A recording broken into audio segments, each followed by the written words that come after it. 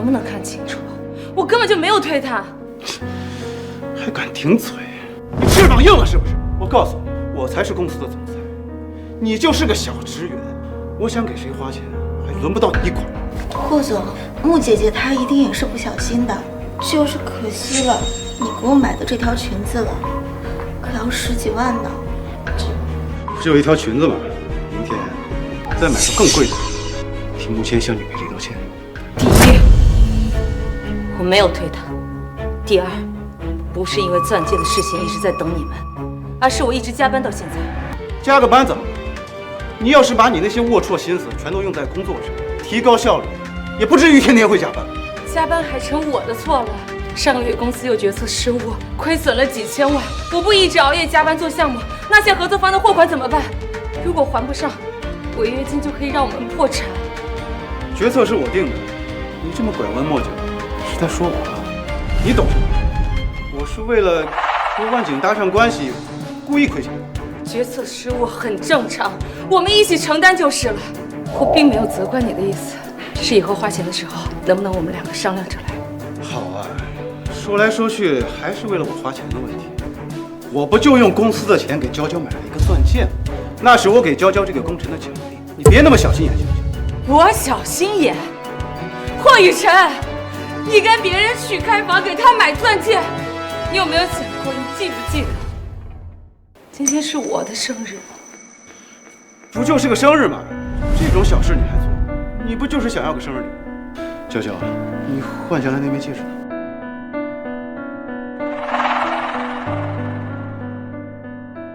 给你，又被你闹到了，满意了吧？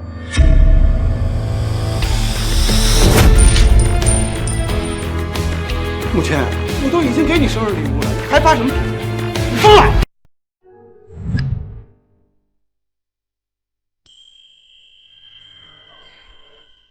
芊芊，钻戒就是资本炒出来的骗局，售价3万，离柜后3000都不止，咱们可不上当啊！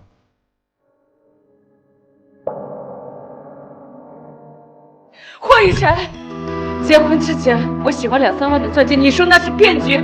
现在他想要了，你花8、90万你都舍得，还把他用过的20万送给我。有的带不就不错了吗？再说了，娇娇是我的秘书，要跟我参加活动，代表的是公司的理念，带点贵的东西怎么了？你一个小经理，公司有什么资格？你。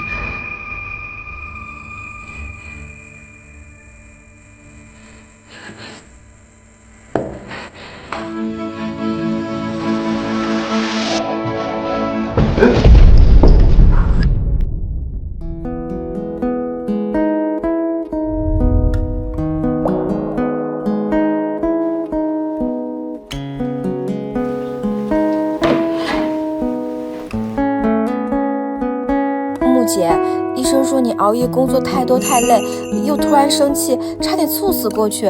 我明天再去看你。你醒了？饿了吗？我给你买了饭。陆总，你怎么来了？霍雨辰呢？他没过来，是孙助理把你送到医院来的。我正好在附近办事情，所以过来看看你。既然你把汇通当成你的心血，就更得注意身体了。现在汇通全靠你撑着，你几天不去公司，汇通就得破产。知道了，以后会注意。你先吃饭吧。刚刚医生跟我说你的报告出来了，我去帮你拿。陆，怎么了？谢谢你们。跟我还客气什么？快休息吧。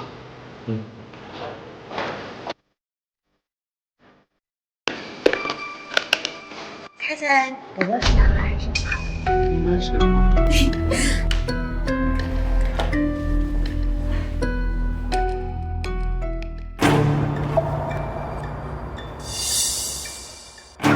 穆谦，我带了东西来看你，你还愣着干什么？还不赶紧把东西接过去？来看我，还是来陪他呀？穆谦，你阴阳怪气什么？你是不是故意装病跟踪我跟娇娇？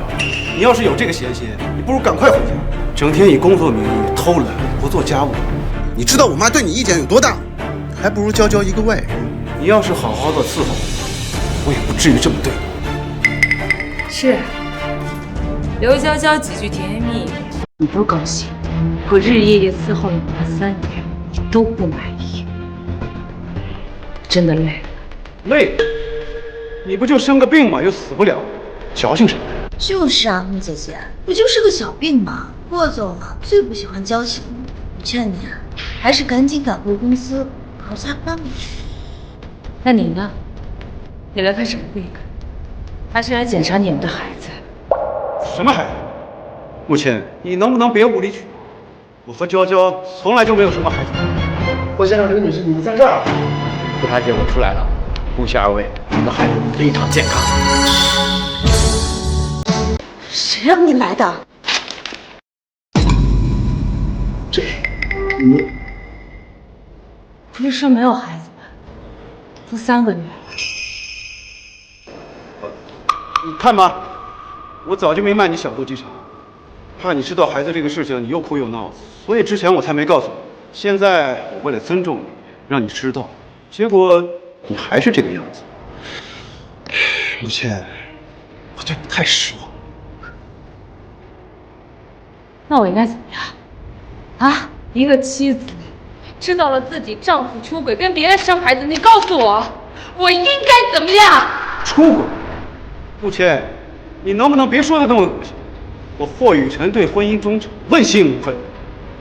这个孩子只不过是一个试病，你从来没有过。是，霍雨辰，你确实没出轨。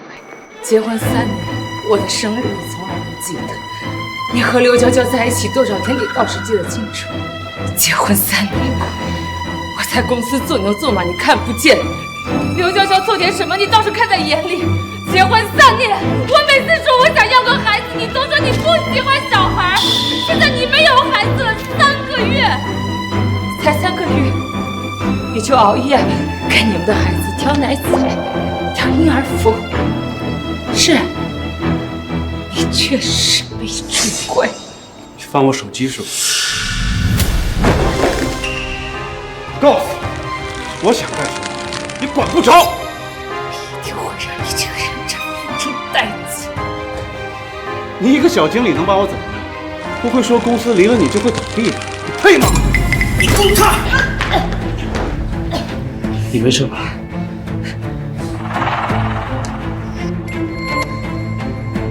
陆谦，你可以啊，你还找一个小白脸。这位血口本人，如今是公司的合作伙伴，关键的总裁。你个混蛋！目前为了你加班加到住院，你竟然给他戴绿帽子，还无限的出轨，你到底是不是人？关你屁事！你还真把自己当万景总裁？多少合作商排队都想见陆总，又见不到一面。你一个吃软饭的小白脸，还敢冒充他？你信不信老子让你在云省混不下去？好啊，我倒要看看你让我陆锦怎么混不下去。还有你陆锦，娇娇一个人无依无靠，我送她的孩子怎么了？你还故意找一个小白脸来气我？我给你1天时间，你回去好好调整心情。明天这个点之前，过来跟我道歉。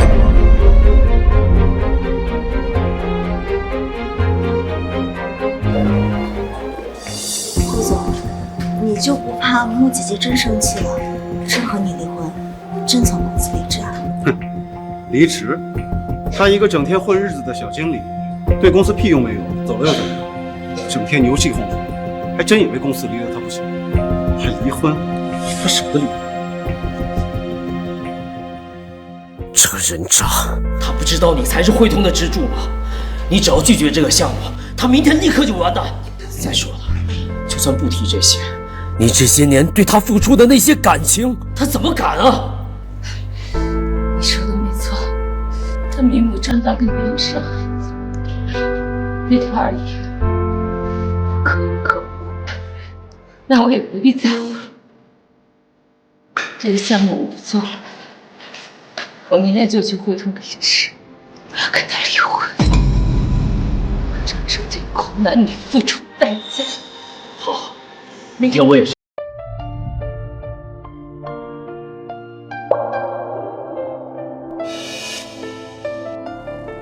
以前的穆谦已经死了。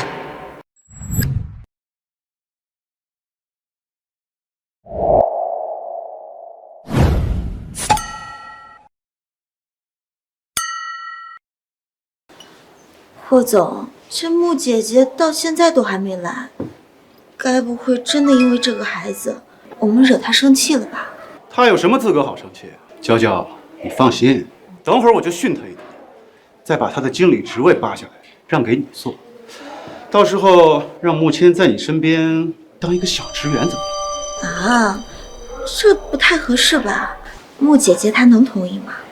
她算个屁，我才是总裁，公司我说了算。霍总，万锦集团的人已经提前到楼下了。这个项目关乎公司生死存亡，但万锦是因为穆经理才跟我们合作的，万一他不来，项目黄了，咱们就完蛋了。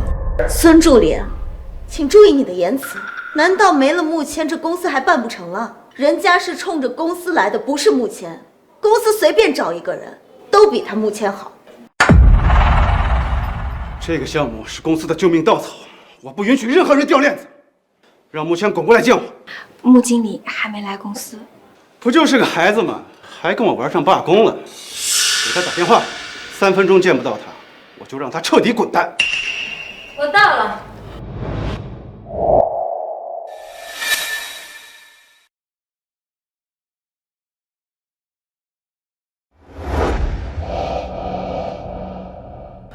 这是穆经理，我没看错吧？怎么这么美？穆经理原来这么天生丽质啊！以前怎么没发现呢？哎呦，对呀，太美了。穆经理，昨天不是很强势吗？现在不还是乖乖回来了？穆姐姐今天怎么换打扮了？穆姐姐，我劝你啊，还是多把心思放在工作上，少搞这些有的没的。是为了给我道歉才打扮的吧？跟娇娇比，差得远。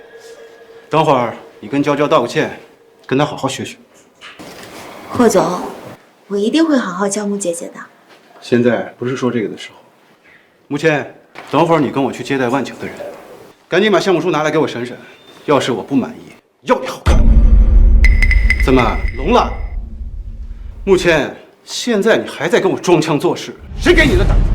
信不信我让你在公司连经理都干不下去，不让你当保洁、打扫卫生？我这个呢，不是项目书，而是我的辞职书。签字吧。什么？辞职？不就是送了娇娇一个孩子吗？你还要辞职？不就是送了他一个孩子？你居然连这个都觉得没有什么？看来你无耻的程度已经超出我的想象了。我穆谦3年前真是瞎了眼，看上了你。从今以后，我们一刀两断。穆谦，我再给你最后一次机会，把项目书拿出来给我，还有娇娇道歉，并自降职位到娇娇手下当一个小职员。我可以当做今天的事没有发生。项目书啊，你不配。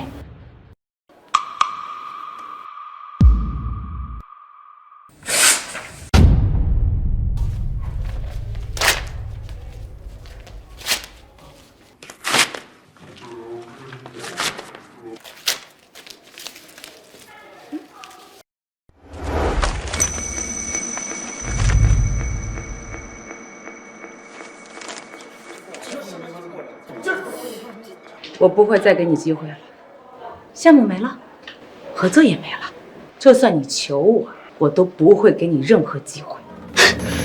你太搞笑了！你以为你是谁？不就一个项目书吗？我随便找个人都能写，而且写的肯定比你好。霍总，您知不知道这个项目就是因为穆经理才能合作的？穆经理一旦辞职放弃，我们公司就完了。你少在那危言耸听。既然穆姐姐想要走，那就放她走。霍总，等会儿万景的人上楼了，我就去把合同谈下来。娇娇，你做事比穆谦靠谱，我放心。看到了吗？离了你，公司的项目照样拿，而且只会比你做的更好。我倒要看看你怎么拿到项目。公司接到万景的项目，只会一步一步的飞黄腾达，而你只会为你今天所做的一切而后悔。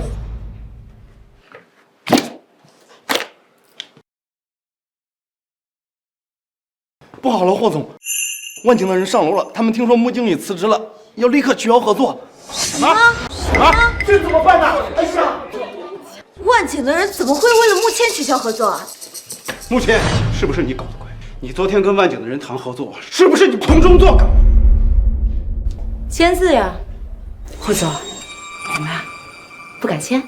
想辞职？你等会儿跟我去接待万景的人，否则你别想让我给你签字。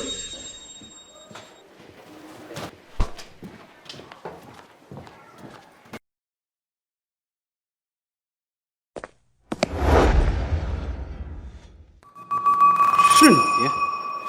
你不是那个小白脸吗？霍总，你什么意思？我们抱着诚意来谈合作，你却公然侮辱我们陆总。不是，他真的是陆总？看来霍总是不欢迎我们，要不咱们的合作就算了吧。哎，不，陆总，这误会，这都是误会啊！这昨天我要知道是您，我怎么可能说出那种话呢？是穆谦，都怪他隐藏您的身份。您放心，我饶不了。但是我怎么记得穆谦已经说了我的身份？是你一直强调我是那个小白脸，而且还让我在云省混不下去呢。都怪我有眼不识泰山，陆总，我错了。您可是万景的总裁，云省排行榜第1啊，怎么能看上穆谦这种黄脸婆？又怎么可能给他当小白脸呢？是吧？黄脸婆，你就是这么说你的结发妻子的吗？陆总，您可千万别被穆谦给骗了，她这个女人什么本事都没有。以前和万景合作的时候，都是我在背后指点，她才能把项目顺利推进。她一个女人，一个小经理，她能有什么本事？还不是全靠我。这个项目我这个总裁亲自处理，绝对没问题。没事，如果万景不合作，那我们陈氏来。没事，如果万景不合作，那我们陈氏来。哎呦，陈总，您怎么来了？您怎么不提前说一声，我好下去迎接您啊？陆总，您这么做是不是有点不太仗义啊？明知道我们陈氏一直想求汇通的穆经理合作，您还不声不响的过来截胡。只是正常的合作，没什么截胡一说。再说了，你们陈氏的大本营不是在松省吗？怎么会特地跑来我们云省呢？这就不劳烦陆总您费心了。穆经理，上次的合作项目实在是让我大开眼界，成功的帮陈氏打开了在云省的市场。没想到啊，在汇通这么一个小小的公司，竟然卧虎藏龙，有您这样的人才。陈总，您谬赞了，好久不见。这可不是谬赞，这是我本人对您的欣赏。这次还想请您代表汇通来接下我们的新项目。还来不及告诉您，我现在已经不是……哎，二位老总，会议室已经准备好了，要不我们里面谈？好啊，正好我想看一下汇通的项目计划。如果万景不合作的话，那我们陈氏合作。走吧。等会儿你跟我好好参会，等会议结束，我会给你签字让你离职，否则我让你一辈子拖死在公司。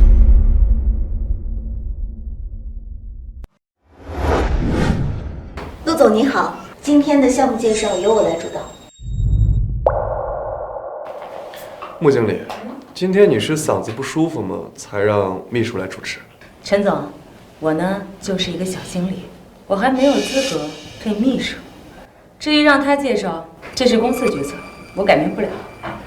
霍总，我之前特意说过要请穆经理来讲解项目，现在怎么突然换人了？什么意思？是不想？怎么会呢，陆总？借用陈总刚刚的吉言，我们汇通啊，确实是卧虎藏龙。刘秘书比穆谦更优秀，所以我才让他给二位介绍项目。是啊，陆总，我之前还跟霍总一起去过万景谈项目呢。哦，有吗？来过，不过当时您在开会，就没见到。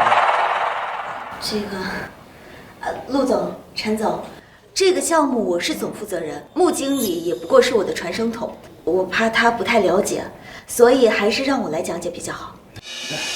没错，刘娇娇是我的秘书，被我带在身边，日日夜夜的辅导，在我身上学的东西也是最多的。陆总、陈总，我一定会为你们好好讲解的。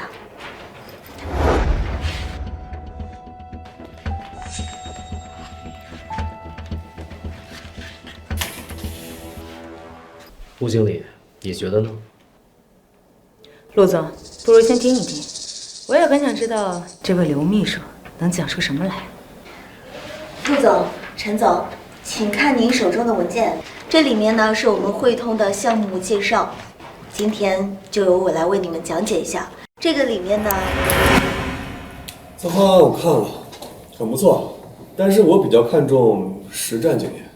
我想请问这位刘秘书，你有没有主持过什么重大的项目？给我参考一下。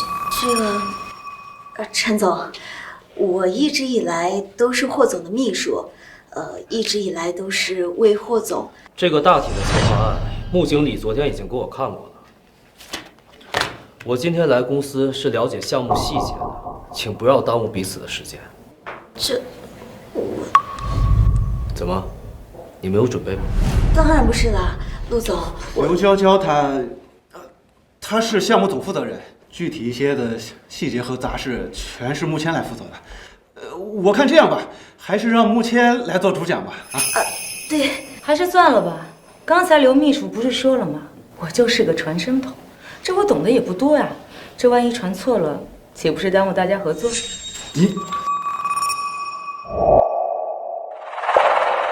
你该不会是个冒牌货吧？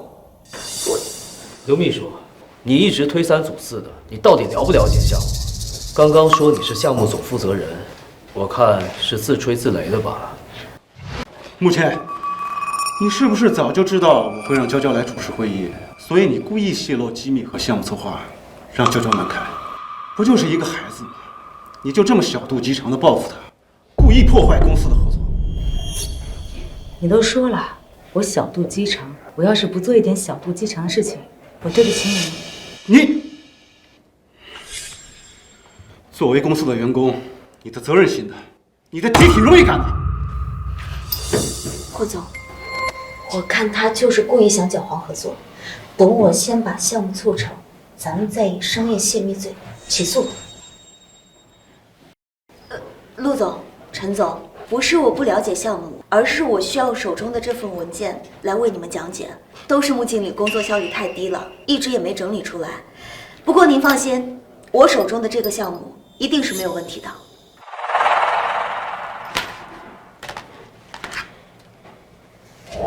陆总，我知道一家氛围很好的酒店餐厅，要不我晚上请您吃个饭，咱们单独讲解一下项目，顺便把合同给签了。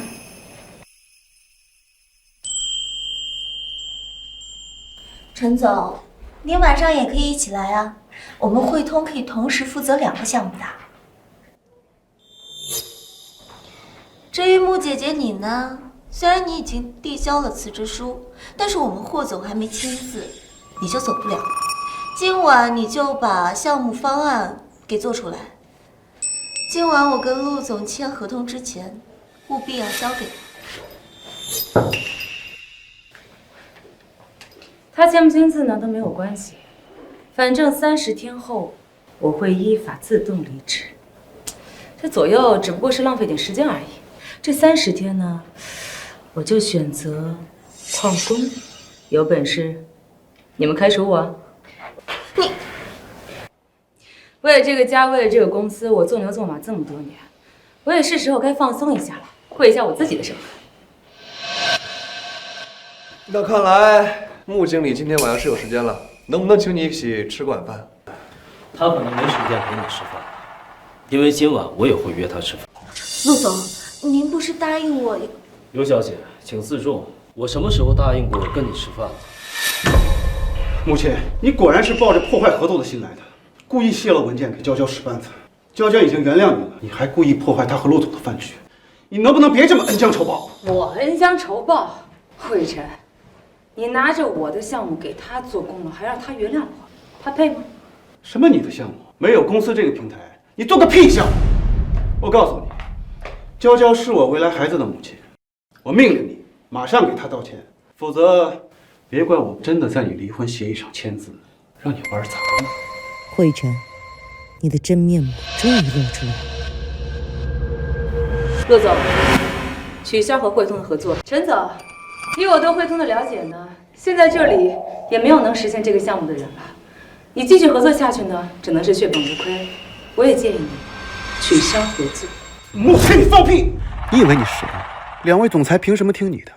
我告诉你，汇通的实力大着呢。我这个总裁，还有娇娇这个秘书，无论是谁做这个项目，都绰绰有余。穆姐姐，你怎么摆不清自己的位置呢？两位总裁和我们合作，看重的是我的能力以及公司的实力，而不是你。哦，是吗？那我了解的情况怎么不一样？你这个小经理的眼界怎么跟我这个总裁比？你以为公司离了你就不行了是吗？我告诉你，你不干，有的是人干。就是啊，穆姐姐，你要真有能力，就把汇通给封杀了呀，让我和霍总流落街头。你有那个本事吗？我一定会让你们这对狗男女付出代价。就凭你自不量力，有本事现在就把我们封杀，没有就给我闭嘴。好啊，那就如你们所愿，那就如你们所愿。穆副总，你觉得如何？穆副总，哎，陆总，你是不是叫错了呀？副总，是啊，陆总，穆谦在我们汇通不过是一个可有可无的小经理而已，怎么能当副总呢？多谢陆总，我答应你。等，您先别着急做决定，我是怕您万一再所托非人，到时候后悔都来不及。不如您再考虑一下我们陈氏。陈总，你远在隔壁省，也能帮我封杀汇通吗？帮你封杀汇通，你算个什么东西？陆总裁决你，叫你一声穆副总，你还真把自己当汇通的老总。而且陆总跟陈总怎么可能会为了你跟这么大的汇通作对啊？那就拭目以待。陆总，你可千万别相信穆谦这个贱人的话，他在我们公司啊，根本不是什么副总，而且什么本事都没有，可不能因为他影响了我们之间的合作。这个就不劳烦霍总费心了。陆总，陆总，陈总，又是欲擒故纵。穆谦，你不就是怕我甩了你，让你净身出户，故意找来陆总和陈总来配合你，还说出封杀我的话来吓唬你，就等着被我赶出家门吧。哎呀，霍总，您怎么能这么说穆经理呢？公司要是没有他，早就垮了。什么穆经理啊？公司的今天靠的都是我们霍总，看你是不想干了吧？穆谦，你这个贱人，给我等着！霍总，现在还不是发脾气的时候，我们现在去把陆总追回来，把合同签了，公司就有救了。走。哎，他们到门口了。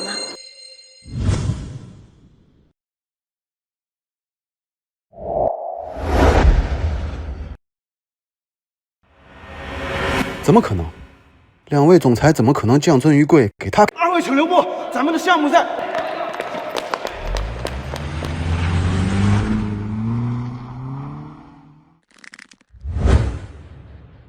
陈总真是锲而不舍呀，为了穆经理都追到我办公室来了。我这不是害怕穆经理再一次上当受骗吧？穆经理，不就是个副总的职位吗？他万景能给你的，我陈氏只会更加丰厚；他万景能帮你做的事，我陈氏只会做得更好。恐怕不见得吧。陈氏的实力并不比万景强，而且你们的业务又不在云省，你怎么兑现你的承诺呢？所以万景才是穆经理最好的选择。你说陈氏不如万景，陆总，你这话说的有点太过于武断了吧？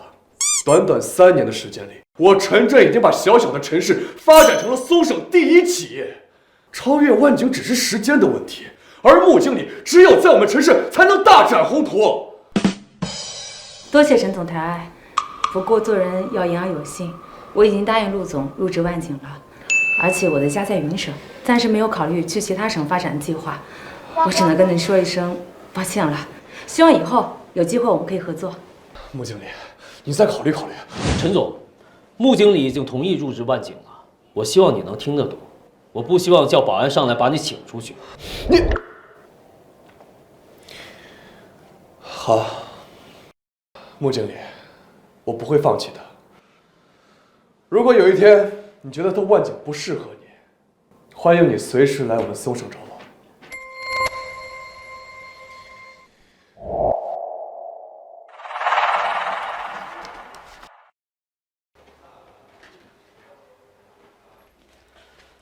大家恭喜穆谦穆副总正式加入万景。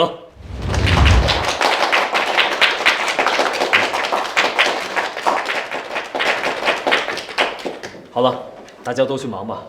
好。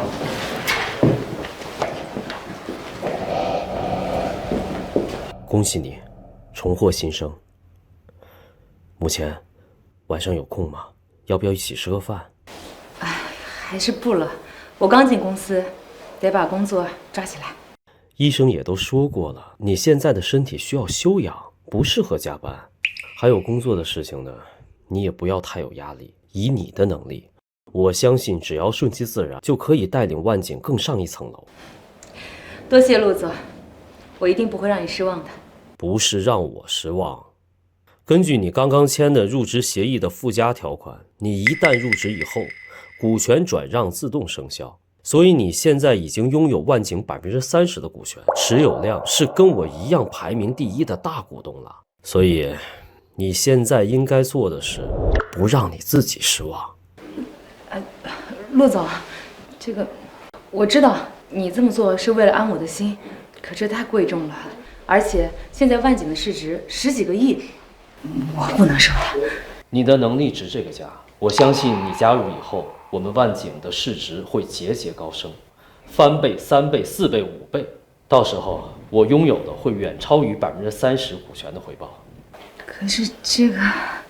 还有，先别高兴得太早。我之前答应你的封杀汇通，我是不会做的。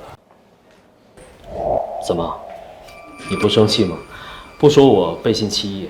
陆总，我相信你的为人，以你的做事方式呢，不会是背信弃义之人。穆谦，虽说公司是咱们俩一起建立的，但是股份还是放在我身上比较好。等以后公司上市了，我们公司的话语权也会更重一些。可是什么？你这么想要股份，难道以后你还想跟我分家？当然不是，我们以后可是要在一起一辈子的，股份都给你，都给你。有的人相处好几年，千般的防备，而有的人相处几次就能托付真心。也不是所有人都可以让我托付真心的。穆谦，我其实……陆总，我暂时不想聊这个。是啊，刚刚离婚，我理解你的心情。不过，我的确不会帮你封杀汇通。有仇还得自己报，那样才痛快。穆谦，您上任万景副总的第一项任务就是接手之前跟汇通合作的项目。你有？陆总，请放心，我一定会把这个项目办得漂漂亮亮的。哦，对了，你的离婚案进度怎么样了？需不需要集团的法务部介入帮助啊？我刚进公司，就让法务部给我私人打官司，这样影响不好。而且我也不想我离婚的事情在公司闹得人尽皆知。既然这样，这个是孙桥律师的名片，他是云省第一律所金桥律师事务所的经营骨干，离婚案胜率排名云省第一。你有什么事情可以找他帮忙。好。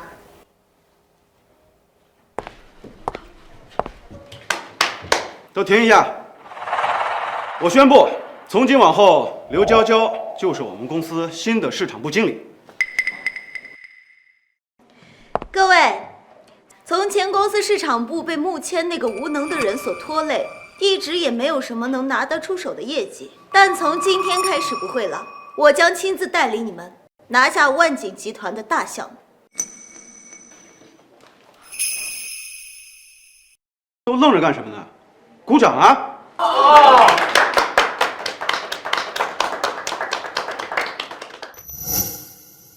娇娇啊，以前给我当秘书是遮掩了你的才华，等你掌管了市场部，一定比穆谦做得好。到时候我也可以顺理成章地升你为副总。我就知道霍总对人家最好的就是穆姐姐那边。不用提他，他就是一个小经理罢了。就算做出点成绩，那也是在我指导下的结果。他破坏的这些投资，我霍雨辰会亲自去万景找回来。霍总一出手啊，那一定是万无一失的。就是穆姐姐知道以后啊，那是要后悔死了吧？穆谦，一个笑话而已。他一个黄脸婆，离了我还能干什么？会有公司愿意收留他这种自以为是的人。等他回来求我，我要让他净身出户。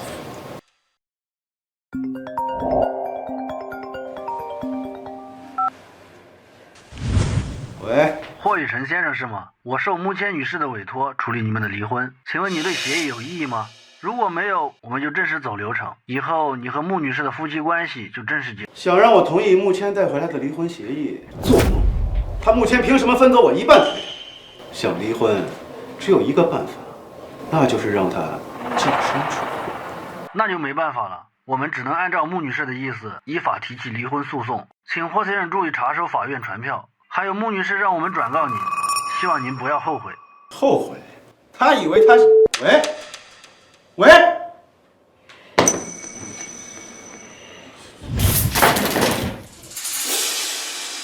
霍总，怎么了？生这么大气啊？是不是穆姐姐她又惹你不高兴了呀？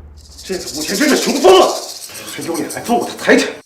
霍总，穆姐姐她一定是走投无路了，穷的没钱吃饭了，所以才着急来分你的财产的。他要是老老实实的来求我，我还不介意赏他一点东西。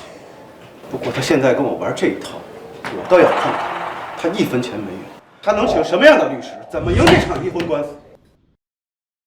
霍总、刘经理，不好了，有2家合作商突然来电话，说穆经理离职后，我们的项目有问题，让赔3000万违约金。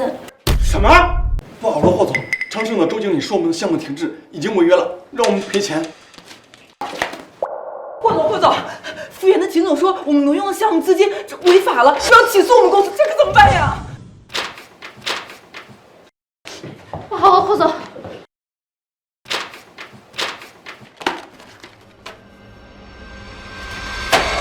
够了！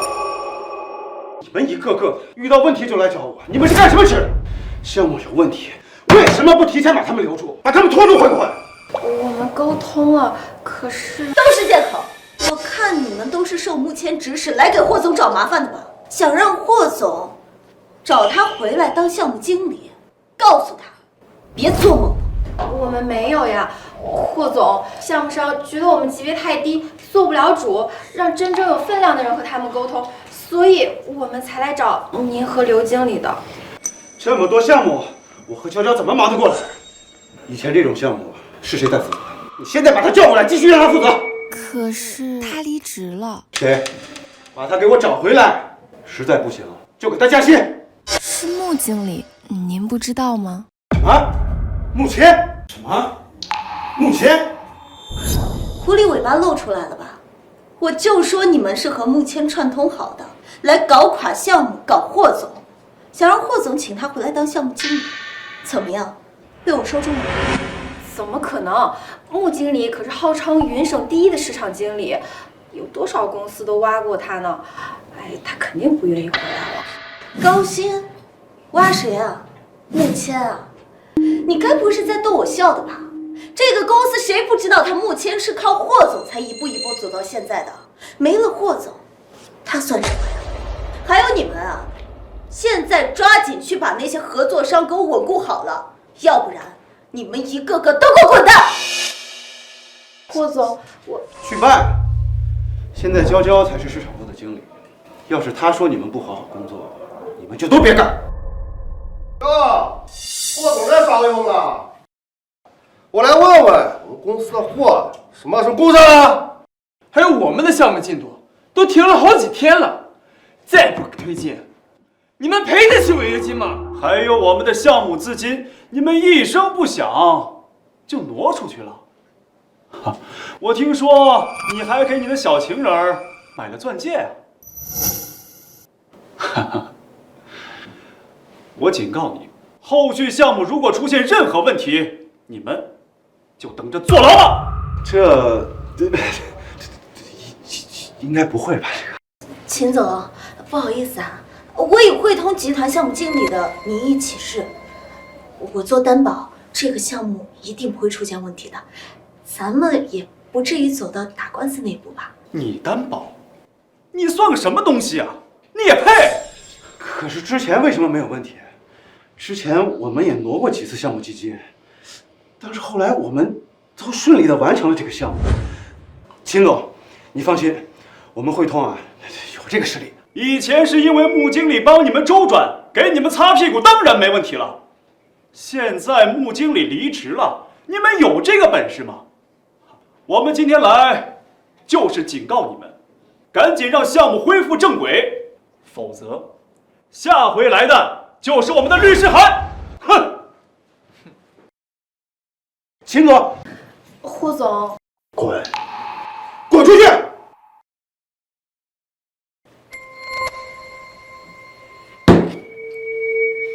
霍总，这些人肯定是和穆谦勾结好了。咱们现在的当务之急是挽回万景的项目，用万景的资金来填补咱们现在资金的空缺，要不然我们就该坐牢了。没错，过了这次，目前看我怎么收拾你。霍总，我听说万景新来了一位副总裁，在集团内部举足轻重，而且短短几天就解决了几个千万级的项目。咱们要是能得到那位副总的赏识，刚刚那些小人又算什么？穆谦又算什么？好，我们现在就去拜访他。你好，请问你找谁？你好，我是汇通的霍雨辰。之前你们陆总来我们公司谈了一些合作，有些疑问，他让我来找你们的副总。请问你们的副总在哪家办公室？您稍等。我们陆总前几天确实有去汇通的出行记录，您去1305吧，那里是我们穆副总的办公室。好，谢谢。万景的新任副总姓穆，怎么和穆谦一个姓啊？你想什么呢？穆谦不过就是一个离不开我的废物，他怎么可能当上万景的副总？再说了，他们俩根本就不是一个世界的人。也对，应该是巧合。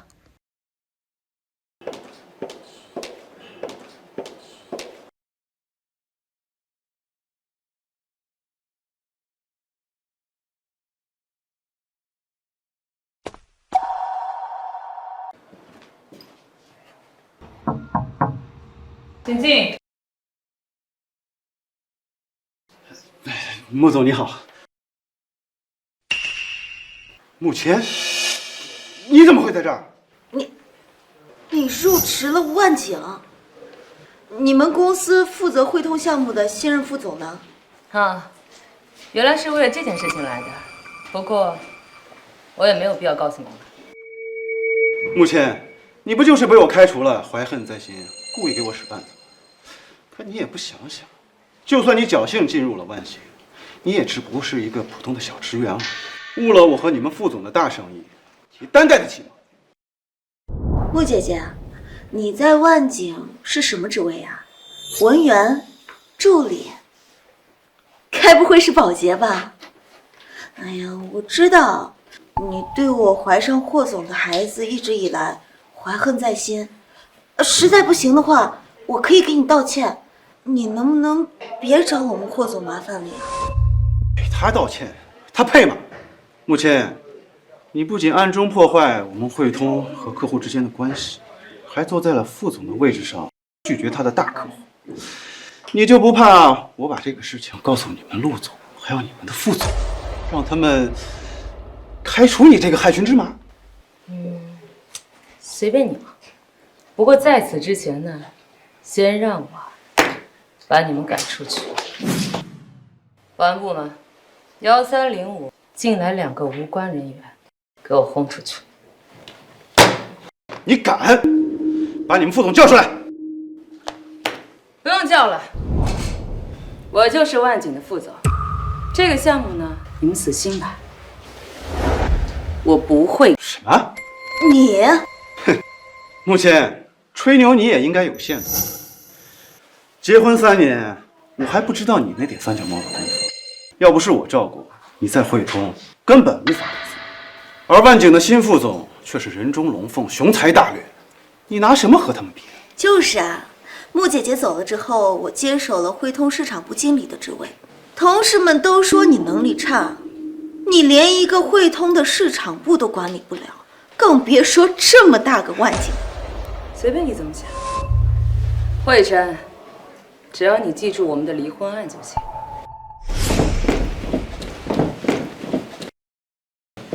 穆总，以后不许这种不三不四的人混进来。实在抱歉，我们保证不会再有下一次。把他们赶出去。是，押走。不是，放开我！我是你们副总请来的贵客，放开我！放开我！赶紧走！穆谦，你找死！这个穆谦也太过分了吧！你不就送了人家一个孩子吗？至于这么小心眼吗？连到了万景都还在针对你啊！这个贱人，以为把我赶出去就平安无事了，但他还不知道我有万景陆总的联系方式。我这就给陆总打电话，揭穿他的真面目，让陆总开除他。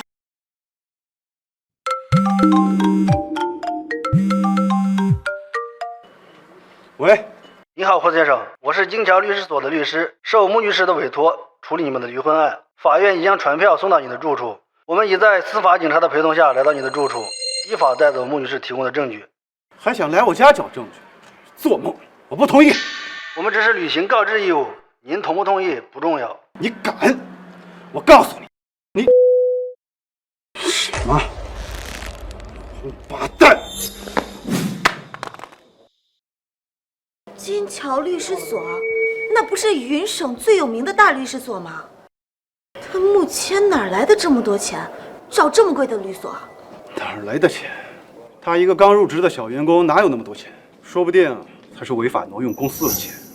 等官司赢了，再把钱拿回去平账。这个穆姐姐胆子也太大了吧！要是我们举报了她，那她不就完了吗？现在举报他也晚了，钱已经进了金桥律师事务所的账户，他们肯定会把这个官司打完。但我要的是让穆谦不仅输了官司，还身败名裂，让万景起诉他，判刑。金桥是云省的第一大律所，你说的人真的能打赢离婚官司吗？他们是第一没错，可也要看跟谁比。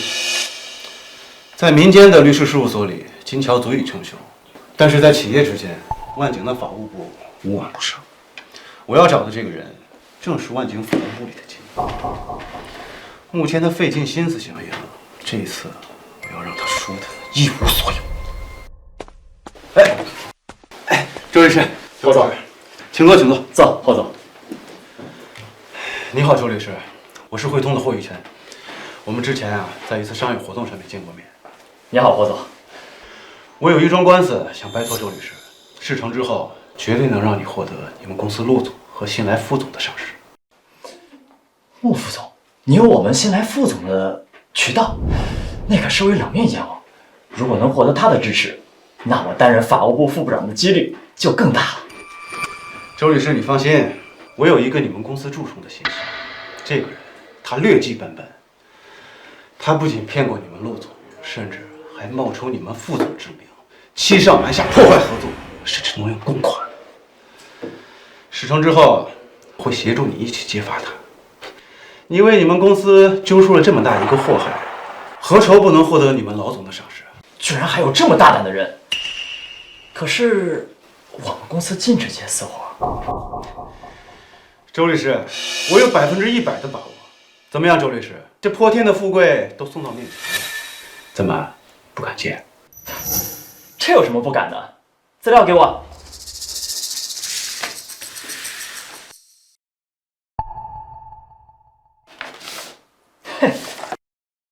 原来是金桥的案子啊，怪不得能找到我。怎么，周律师没信心？案件清晰，证据明确，金桥不是我的对手。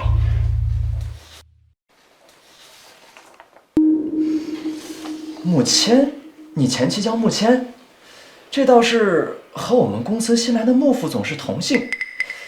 我们副总叫什么来着？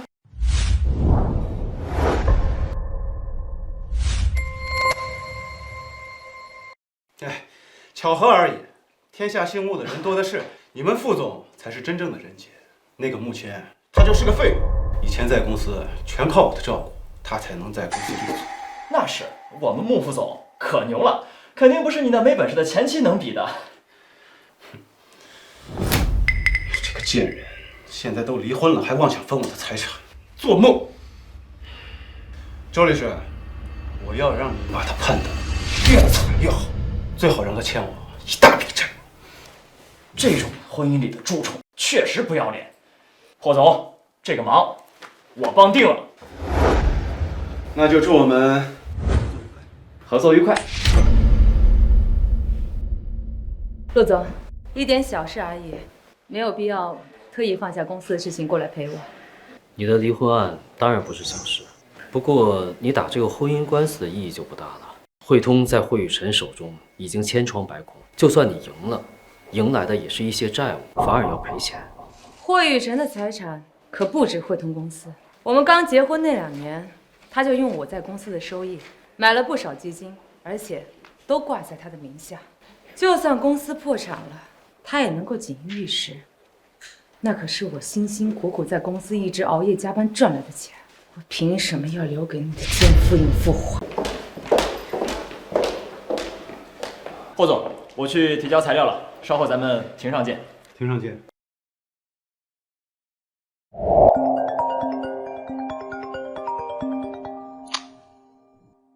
喂，你们都到了吧？好，你们等我。穆谦，我有几个朋友也来了法院，我现在去见见他们，一会儿我们法庭上见。好。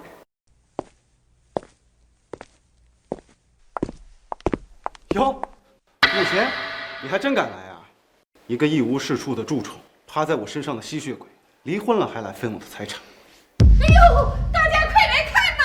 哎呦，你这个不要脸的东西，和我儿子结婚3年，你吃我儿子的，花我儿子的，连工作都是我儿子给你的，你居然还起诉他，你有没有良心了你？是非如何，自有法官判断。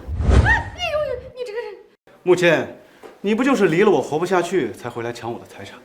我告诉你，做梦！等我打赢这场官司，我还要把你故意破坏合作、挪用公款的事曝光，到时候我要让你在万景混不下去。这人怎么这么不要脸呢？他还挪用公款，他怎么这么坏呢？惠辰、穆谦在吗？供来出庭。穆谦，好好享受你现在的自由时光吧。等我在你们陆总和穆副总面前揭穿你的真面目，你猜他们会不会送你去坐牢？我记得我早就说过了，万景的新副总就是我。你一个废物也配和穆副总比？你算个什么东西？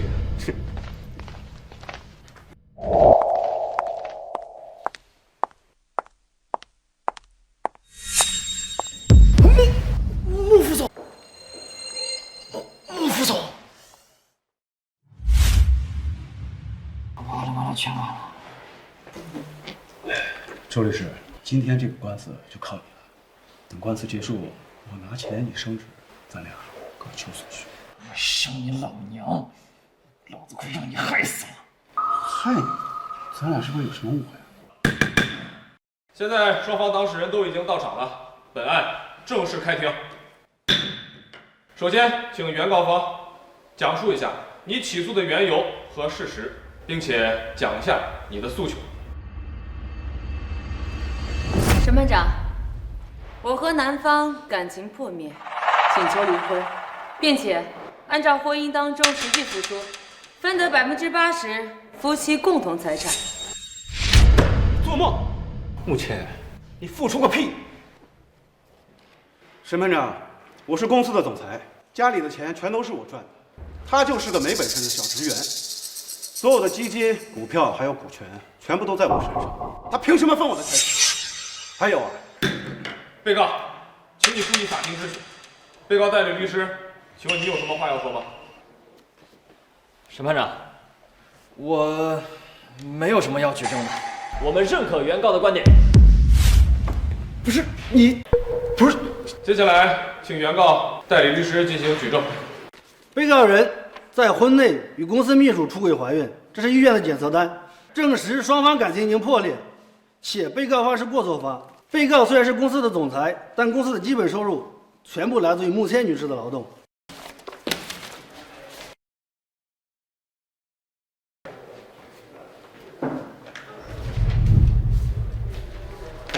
原告举证完毕，请被告代理律师举证。快，这份还有这个，还有这个，全都是我为公司赚钱的证据。目前算什么？凭什么跟我这个总裁比？审判长，我没有什么要举证的。穆女士，你认识这个律师吗？有一点眼熟，但是我想不起来在哪见过。这个人是我们公司的。是的，他是咱们法务部的周律师。出来接私活，吃里扒外的东西，帮着别人对付我们公司的副总。邢主任，你什么意思？你嚷嚷什么呀？听不懂我说话吗？我说没有什么要举证的。有，我有证据，我可以证明。审判长，我委托人的这些证据真实性存疑，有些不合理，而且文件当中有些地方自相矛盾，我认为不宜举证。算他识相。放屁！那这份呢？这个是你亲手给我公司的财务报表。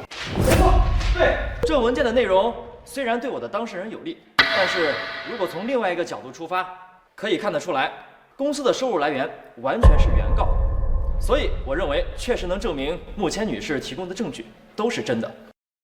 证明？他说的是真的。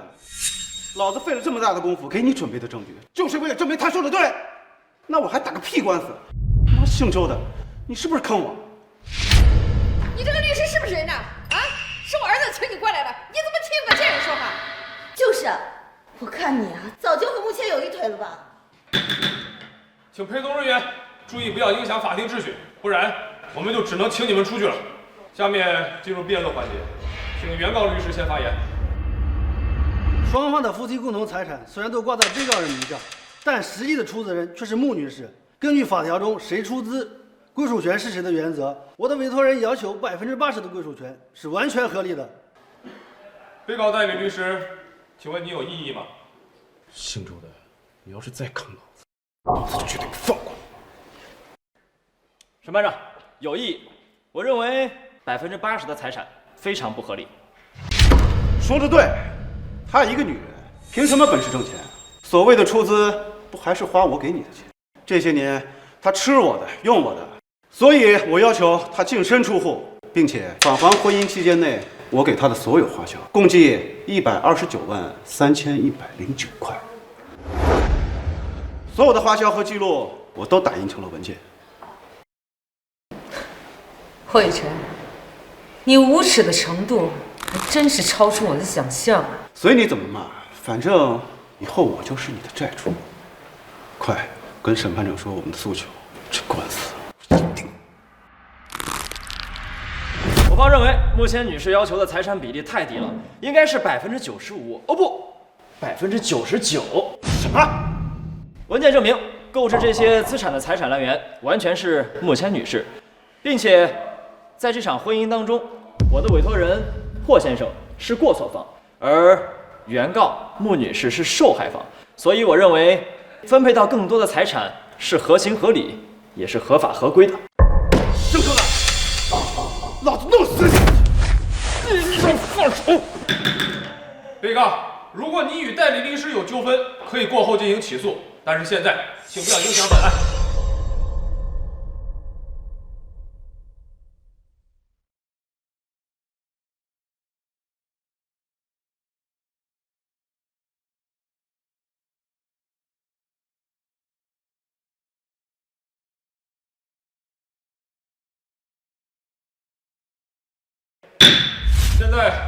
由我对本案进行宣判。全体起立。判决如下：一、准予原告穆谦与被告霍雨辰解除夫妻关系；二、原告穆谦与被告霍雨辰的夫妻共同财产归原告穆谦所有；三、汇通公司股份及管理权归被告霍雨辰所有。结案。你给我站住！姓周的，今天这事儿你要不给我一个解释，你就想离开这里，我给你个屁解释！这位先生，我们是不是在哪儿见过？穆副总，您真是贵人多忘事，我是咱们万景法务部的小周啊。穆副总，穆谦，真的是万景的副总？我记得我之前早就告诉过你了。不可能，这绝对不可能！穆谦，你就是个没用的贱人，你凭什么过得比我好？与其在嫉妒别人，霍总，不如先担心一下自己。霍雨辰，起诉你的文书已经拿下来了，你后半辈子就等着在牢里过吧。哎呦，儿子，完了，一切都完了。